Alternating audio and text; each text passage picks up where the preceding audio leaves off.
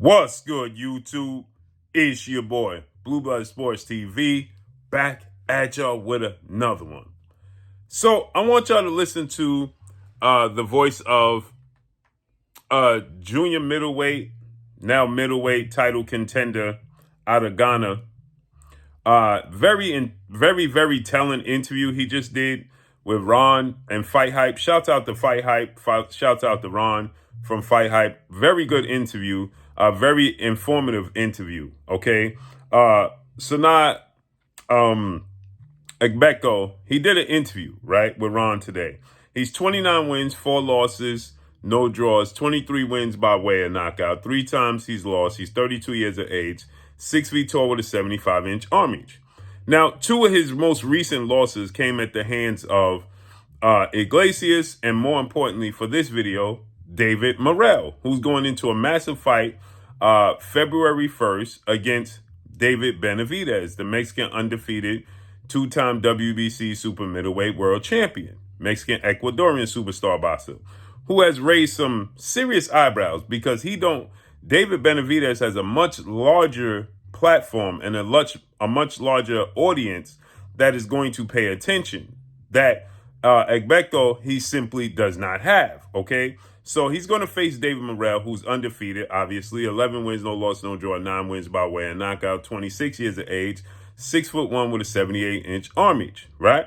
In Las Vegas. Now, Agbeko, he states that he demanded testing. He was tested in his previous fights, and he demanded that David Morrell be tested.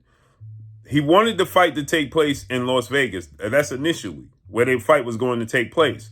But then they said that he had issues with his health, and that was proven to not be true. Yet Las Vegas would not approve the fight, so it had to be relocated to Minnesota. Okay, and so he states in this interview that Minnesota does not allow drug testing for boxers. What? That just sounds bizarre, right? And so now, ironically, David Morrell is with legendary Hall of Fame trainer Ronnie Shields, and I know his strength and condition coach. So I don't want to say and put this label on him, but this is very interesting and informative, right? So in Minnesota, they do not test you, right? It's not required, and they do not demand it. And he stated that David Morrell turned down the testing, and then when he demanded that he took the test because it was in the contract, he said that David Morrell and the PBC told him, "You take the fight or leave the fight," and he ain't doing no testing.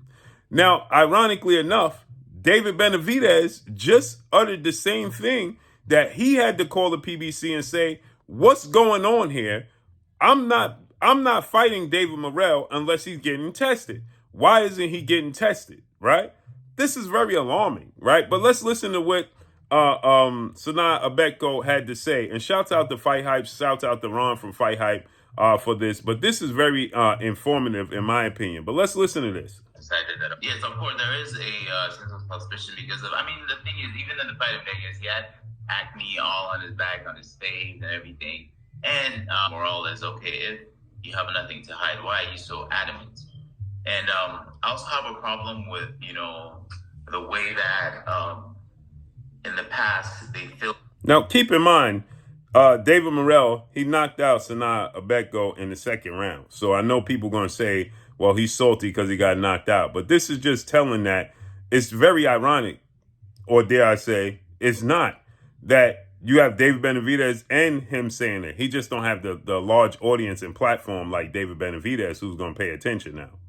People to fight Morrell. So if you not to mention David Benavidez is the A side. Now he has to take it or leave it. Looking back from me, going back to like maybe his last 3 or 4 opponents, we typically are like, if super middleweight, we usually come off showbox wins, right? Showbox wins, and then of course we get a chance to fight for that belt. The problem is on these cards we get tested. I got tested when I fought Isaiah Steen on I believe it wasn't the last Showbox edition, but I got tested against Isaiah Steen. I beat him, and then Following that, I had Vada show up at my house to test me, and I remember that it was only after my results were published and showed that I was clean that I was offered the fight against Morrell. The whole time he was never tested, and I believe he's never been Vada tested. He's never been tested, period. So, I mean, and you have to know that there are residual effects, like, the benefits from the use of these steroids. And that's also something that's concerning, because even if he stopped using it, I mean, some of that power is still going to be there because he's trained with it pretty much his whole career. And of course, I'm just speculating, but I mean, that is very much a possibility. So, I mean, I think that unfortunately, boxing is so it's no problem. It's two things. Right?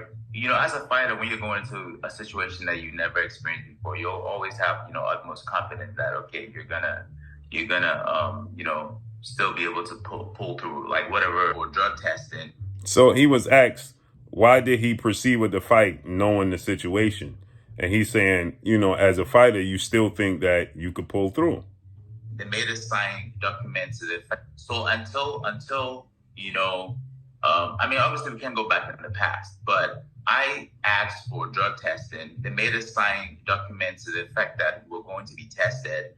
Yet we were never tested. And when I demanded it in Minnesota, I was just told that, hey, you take it or you leave it. The state of Minnesota doesn't require testing, and we're not going to test. And I feel that for fights of that caliber, fights of the championship caliber, should always be tested. It should be mandatory, regardless of,